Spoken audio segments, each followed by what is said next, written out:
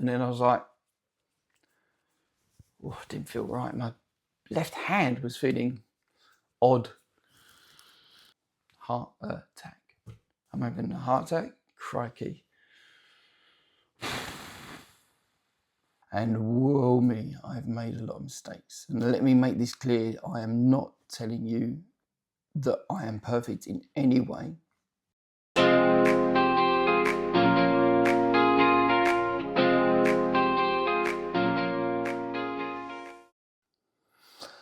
Why am I doing this?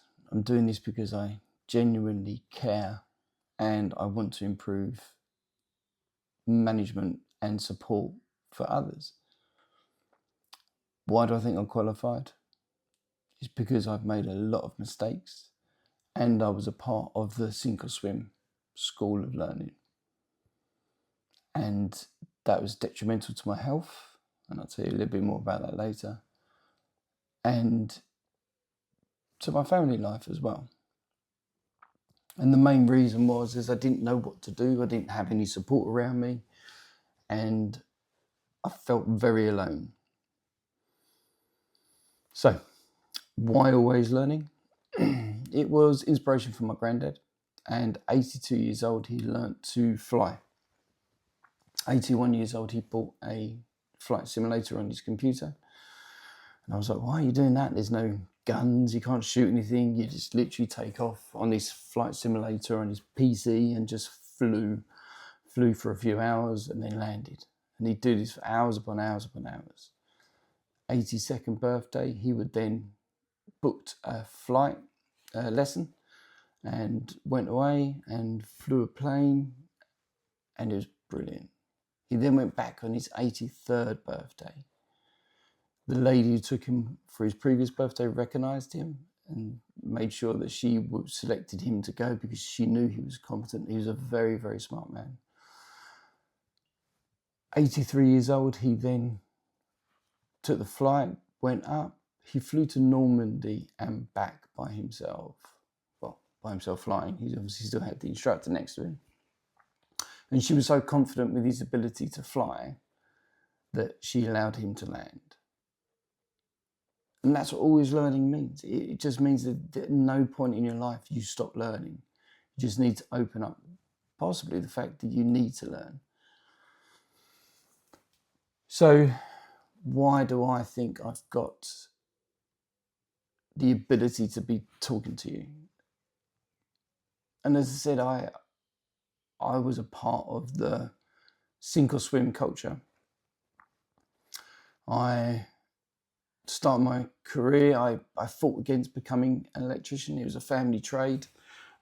Brothers, dads, friends all become electricians, and I was just point blank refusing. Didn't want to do it, didn't want to do what everyone else wanted to do, obviously. I got a BTEC National Diploma in Business and Finance, copied most of that off my mate, Matt. Then I went and done an apprenticeship at a printers, completed that, and then become an art worker for a graphic designer. And at this point, the money started falling away from graphic design. There wasn't any money in it. I couldn't get any more work. I was sitting at home and my stepdad went, "You're coming to work." Begrudgingly, I went to work and I got my trade. I was an electrical labourer, and then I put myself through college, got my qualifications, and started my electrical journey from that point, not really taking it seriously. I messed about mainly in my 20s. I spent a long time travelling. I spent probably about 4 years going to different countries. Spent time in Australia, Canada, Austria. I was a snowboard instructor in Austria for 3 seasons. Didn't really take anything that seriously, but learned how to communicate with people and enjoy people. I really enjoyed other cultures, other people, and respected people. Early 30s, I thought, I can't be this guy sitting at the bar at the ski resort every year, getting into my 60s, and that be his bar seat. And I'm going to sit on Dave's seat in the corner, drinking myself into oblivion. I could see that was a path possibly I could take. Didn't want to take it. So I then come home, went on Match.com, found my future wife and decided to take life a lot more seriously. I then started my management career. So I went up to electrical site supervisor, site manager, project manager, senior project manager, operations manager, and now I am a operations director. And whoa me, I've made a lot of mistakes. And let me make this clear, I am not telling you that I am perfect in any way. What I'm telling you is I've made mistakes. Mistakes do happen. I own my mistakes and I learn by them, and that's why I am where I am. But it hasn't been a great journey, and mainly because I just had no support. So one of the couple of stories that I've sort of relayed to you about my management career, the first site manager's position I had, I was, although electrically biased, I was employed as a subcontractor, as a mechanical electrical site manager with absolutely no mechanical experience at all. I didn't know anything. First day on site, all ready, it was spring in my step, although very apprehensive. Met the site manager for the main contractor, and he smelt fresh blood. Looked at me up and down and walked me along this open shell, say a corridor to be. And he looks up and he's like, what type of pipe work's coming down here?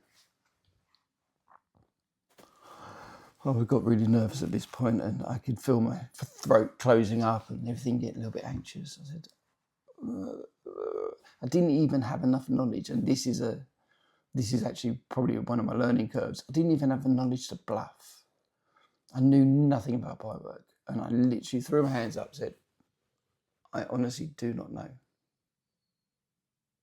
And admitting to your mistakes, I learned later, is really good, or lack of knowledge is a really healthy thing to do. He then smiled, knew where we stood, and then walked away. We had a good relationship, an honest relationship. It was a very arduous, very difficult job. Obviously, never doing management before of any sort. Not knowing mechanical, had to lean a lot on my subcontractors. And again, another lesson that I learned is respect your subcontractors. However difficult it is, they're the ones that get up first thing in the morning, worrying about bills. A lot of it's hand to mouth regarding finances. They've got no job security. They're only as good as their last job. And they've been doing this since they were teenagers. They know what they're doing. They just need the respect. And obviously there's some problematic ones, and I admit that, and I've worked with some, but you have to respect them because you never know when you will need them, and that's fact. So we got through it, and the company that employed me never gave me the support that I required. Maybe come to site once, but didn't give me enough time. Never gave me that education about being a mechanical project manager. So I struggled, and it was difficult. Sleepless nights. I managed to go to a local swimming pool before every day, just around the corner from the job. So I'd get up and I'd be revigorated. Stressful night, but I knew I'd go for a swim, get yourself ready, do a bit of exercise, and then start the day and smash it. And that was good, and I did get there, and we got there in the end. But it was an unfair disadvantage by not having that support. The second incident was one of my breakdowns as a manager. And again, I will be authentic and I will tell you the absolute truth. And my to-be wife at the time was heavily pregnant. I was working for a contractor in central London. I was doing a small office refurbishment, but it had some quirks to it. It had a server room that had needed a gas suppression system in it in case of fire. I didn't know anything about this subject, and I kept burying it and ignoring it and thinking someone will sort it out for me, not realising that I was that person that was meant to be sorting it out. And it was just, the job was moving without me, and I didn't have any control of it. It was getting a little bit too much. It was stressing me out. I wanted to walk away. talked to my wife and she's like, absolutely not. We've got a baby coming, which I can respect and understand, but I was struggling. Mentally, I was gone. Diet wasn't any good. Everything was really probably falling apart. And again, no support. But I didn't ask for support either. Anyone can look at me and go, you are to be blamed. And that's fair, because I should have asked for support, but I didn't feel that the support was there. And you need that two-way connection. You need to be communicating with each other, and you need to know there's open lines of engagement. So crux of it was, I popped 2:00 in the morning one Saturday night. I went round to my stepdad's and mum's. I was crying my eyes out because I was just pacing around. It was getting so much. It was just horrible. I was lonely. Maybe the stress of having a child coming. Everything was just really amplified. Sat down with my stepdad, very calm, very experienced electrical foreman. We went through it, and then we decided next morning we're going to go up to site on a Sunday, get into the site and just walk through the job, understand it, see where we're going wrong, see what needs to happen to get the job over the line. So we went up the site, and just having that calming figure around me was just amazing. You know, I couldn't see what to do. I couldn't see the wood for the trees. Everything was just too much. My vision was just there. I couldn't see around me. And having a calming figure by my side, supporting me, weirdly enough, I had the answers in me. I just couldn't find them. Support was the key. So a bumpy journey to date.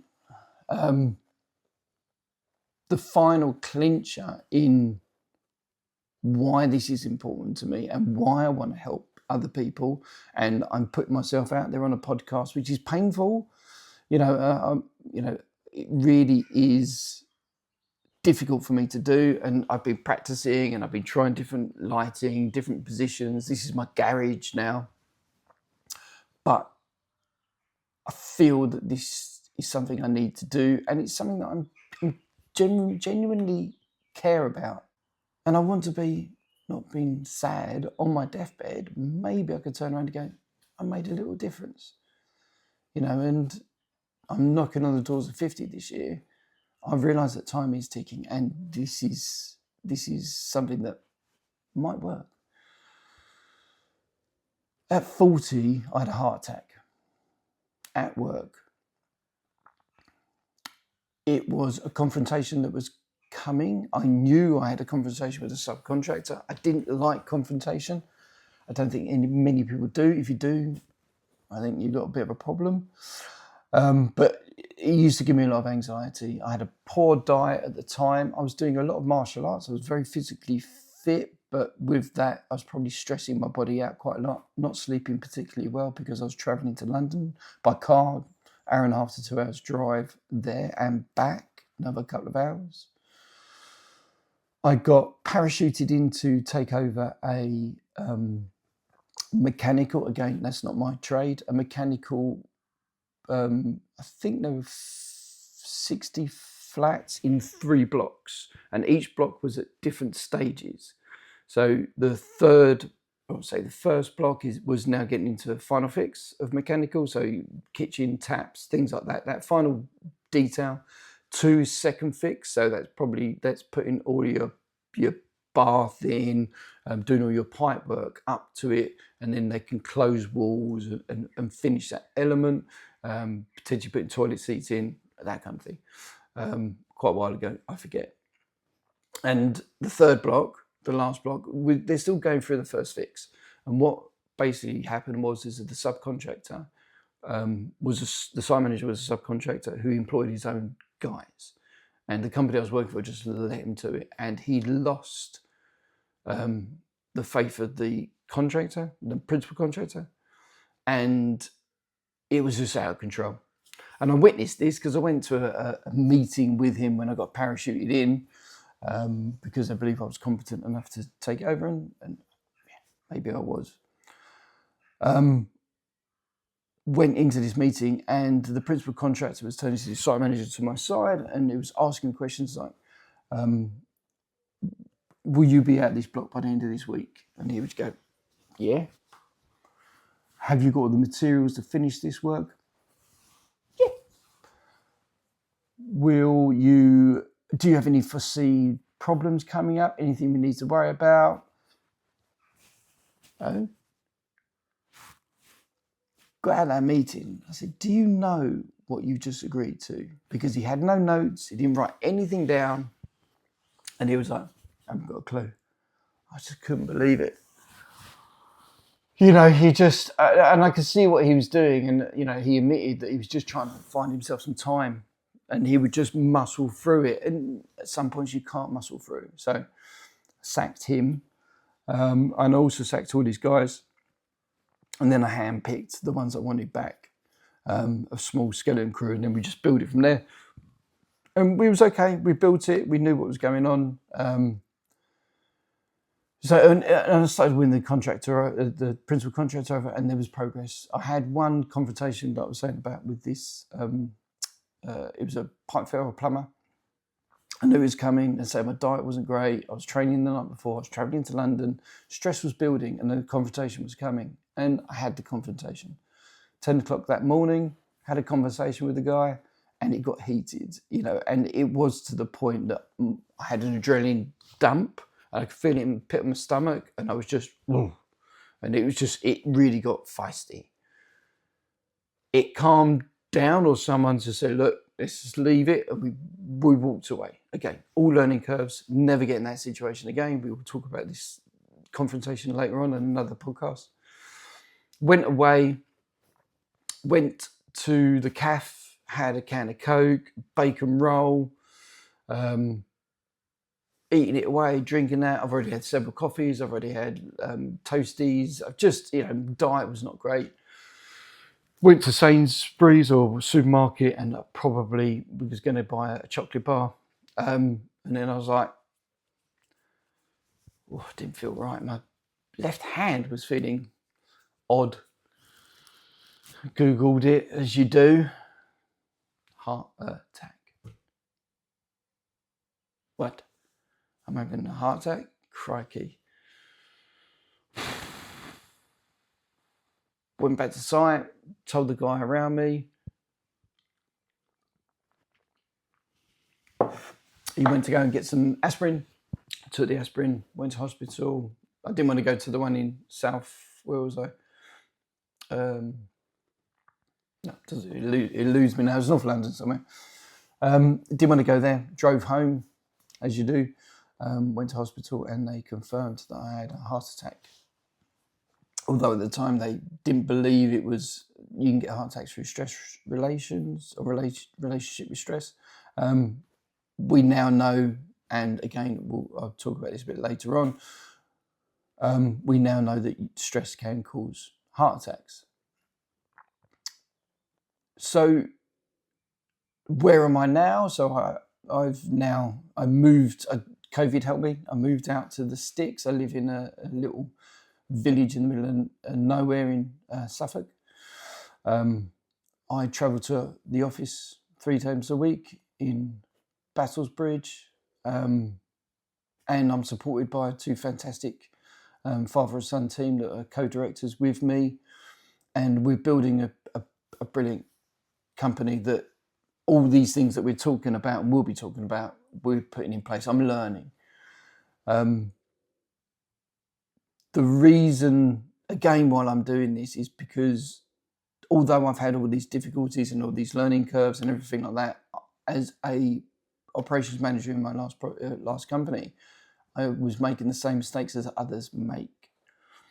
And what happened was I had a project manager underneath me who was running a very, very difficult job. It was destined to fail from the beginning. There wasn't enough finances in the project. And it was very difficult. I felt like I was helping, but on reflection, probably not enough. And I was bogged down with my own crap and my own firefighting.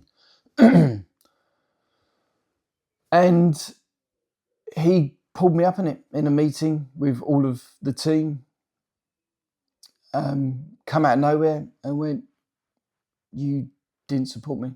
You didn't support me enough. I needed help and I didn't get it. And that hurt. That really hurt, because I felt like I was actually doing the same thing as everybody else had done to me. And I was like, what am I doing? I need to be supporting managers. I need to be showing people that there is ways of dealing with issues. There is techniques, there are skills. Everything could be, if you're open to improvement and realize your limitations,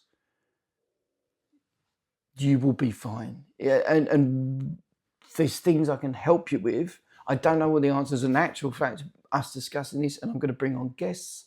We're going to be talking with each other.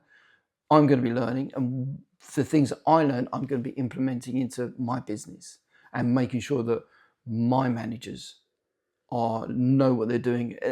Even a simple thing is everyone's going to be given a support manager. So whichever project you get, you've got a support manager, and there's fail safes at every point that support manager sits down and has a meeting. And there's a hate saying tick sheet. Really don't like that word because it scares people, but unfortunately you do need it. And they'll be going through that sheet and just go, right, have we covered this? That support manager is there to support you. And it's only because I didn't offer that to somebody else, I'm now needing to implement it. So that's kind of where we're coming from. It's real, I'm authentic, I've admitted I've cried in front of everybody. I feel that there's 10 podcasts, I've got 9 more to do. I've laid them out, I've got structure, I know what we're going to be talking about. And once we get to the 10, I'll talk to the people that are on board with it and go, right, do I do another 10? Is this got momentum? Is this working for us?